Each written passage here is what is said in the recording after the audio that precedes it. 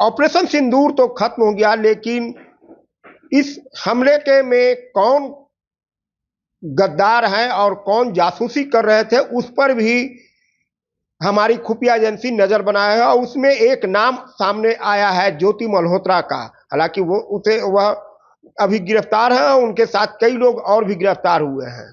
ज्योति मल्होत्रा पर एक बड़ा आरोप लगा है कि पाकिस्तान के लिए वह जासूसी कर रही थी। उसके वह पुलिस की हिरासत में है और अब रिमांड भी मिल गई है।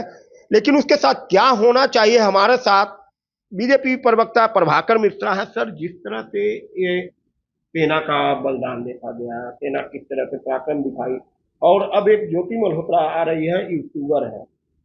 देखिए, भारत की सेना ने अपने शौर्य को दिखा करके पाकिस्तान के दांत खट्टे किए, उनको घुटने पर लाया और उन्हें सीज फायर करने के लिए अनुरोध करना पड़ा।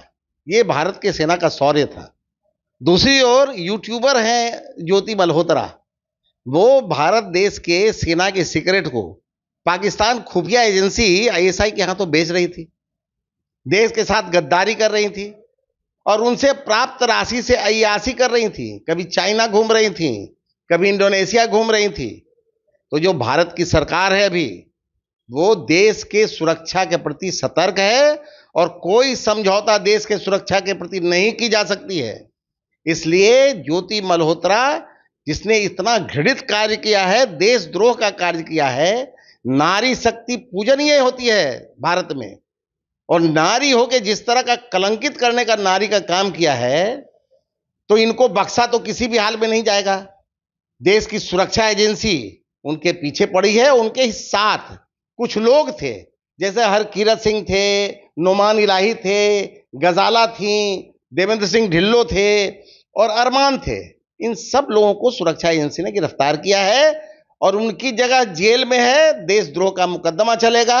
8 करोड़ रुपया लेने का आरोप लगा है उन पर कि पाकिस्तानी खुफिया एजेंसी से, आईएसआई से 8 करोड़ रुपया उन्होंने लिया है।